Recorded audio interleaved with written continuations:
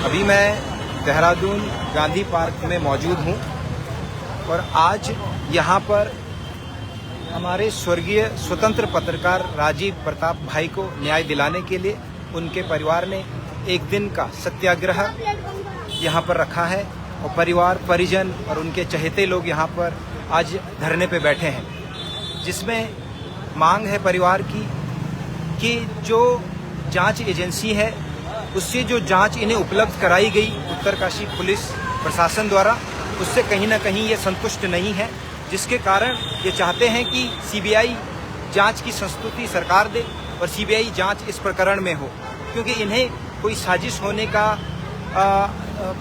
होने की कोई गुंजाइश लग रही है। इसके साथ ही साथ परिजन मेरे साथ मौजूद हैं और अभी मेरे साथ भाई मौजूद हैं और मैं आपको बताना चाहता हूँ 3 मुख्यतः इनकी मांगे हैं। एक तो पहली है कि सीबीआई जांच इस प्रकरण में हो और दूसरा ये है कि इनका जो मृतक का परिवार है, जैसे इनकी जो पत्नी है उनकी अभी 1 साल पहले ही शादी हुई थी और 7 महीने की गर्भवती भी है और दर दर भटक रही है न्याय मांगने के लिए। पूरा परिवार जो है कहीं पूरे भारत में एक तरह से तो मैं कहूँगा कि अभी सभी का जो है माहौल इस तरह से चल रहा है, खुशियों का माहौल, लेकिन ये परिवार जो है बहुत निराश है, हताश है और न्याय की मांग कर रहा है। तो दूसरी जो मांग है कि इनको रोजगार चाहिए, मृतक के परिवार को रोजगार चाहिए और तीसरी मांग ये है कि इनको जो है कुछ मुआवजा भी चाहिए। तो इस प्रकार की इनकी 3 विशेषता मांगे हैं जिस पर सरकार को जो है ध्यान देना चाहिए और जल्द से जल्द इनको न्याय मिलना चाहिए, क्योंकि ये एक स्वतंत्र पत्रकार थे। सरकार ने भी माना है, प्रशासन ने भी माना है और पूरी उत्तरकाशी जनमानस जानती है कि राजीव प्रताप जो जिस तरह से निर्भीक रूप से धरातल के मुद्दों पर बात करते थे और सच्चाई को दिखाते थे, वो बहुत ही सराहनीय कार्य करते थे। तो आज ये खामियाजा जो उन्हें और उनके परिवार को भुगतना पड़ा, वो एक सच्चाई को दिखाने का खामियाजा है। तो ये एक राजीव प्रताप की बात नहीं है, ये बात है कई उन पत्रकारों की जो निर्भीक रूप से सामने आते हैं और जनता को धरातल से ग्राउंड जीरो से सच्चाई दिखाते हैं और सत्ता को आईना दिखाने का प्रयास करते हैं। फिलहाल मेरे साथ मौजूद है राजीव प्रताप के छोटे भाई।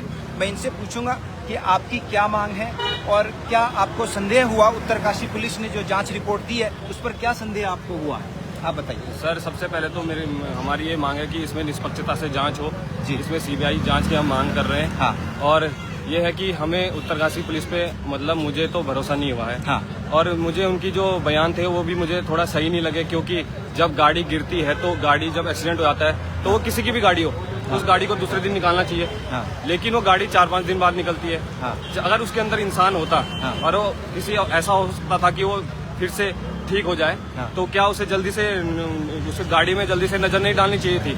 क्या उस गाड़ी में क्या पता राजीव प्रताप होता उस समय?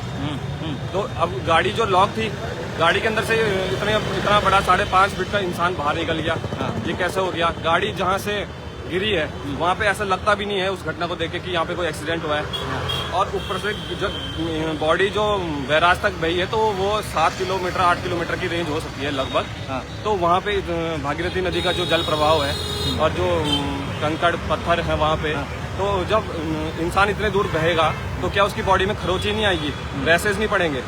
और इतने में तो चेहरा छत विछत हो जाना चाहिए था, लेकिन ऐसा कुछ भी देखने को नहीं मिला। बॉडी उनकी साफ पहचानी जा रही है। इतने 11 दिन के बाद तो इंसान को लोग जब इंसान की जो बॉडी खराब हो जाती है तो कपड़ों से पहचानते हैं, लेकिन उसमें कपड़े ही गायब है।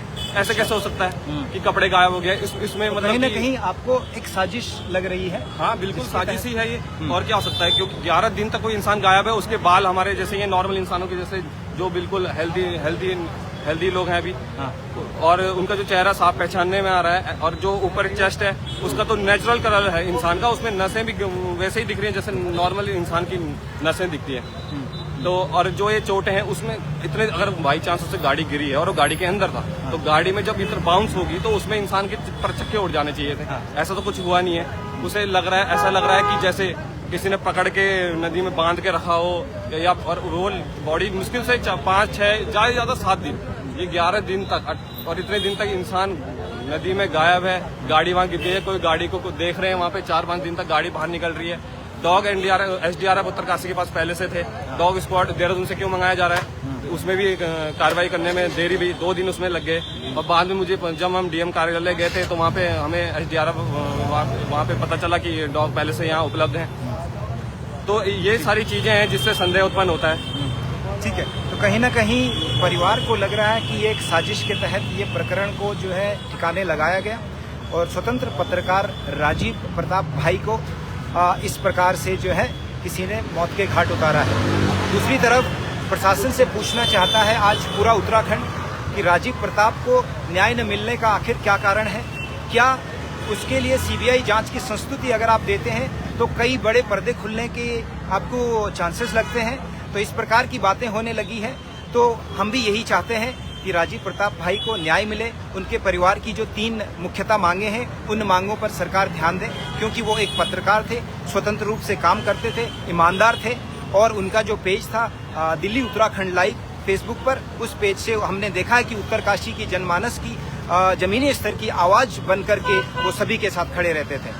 तो यही हमारी सबसे उत्तराखंड वासियों से मांग है और पत्रकार संघ से मांग है, प्रशासन से भी मांग है कि आज इस परिवार को, इस पीड़ित परिवार को आप सबकी जरूरत है। आप इनके साथ कंधे से कंधा मिलाइए और इनका सहयोग कीजिए। अभी जो है कोई राजनीति ना करें, अभी इनको न्याय दिलाने में सब एकजुट होकर के जिस प्रकार का भी सहयोग इस परिवार को चाहिए वो देने की कृपा करें।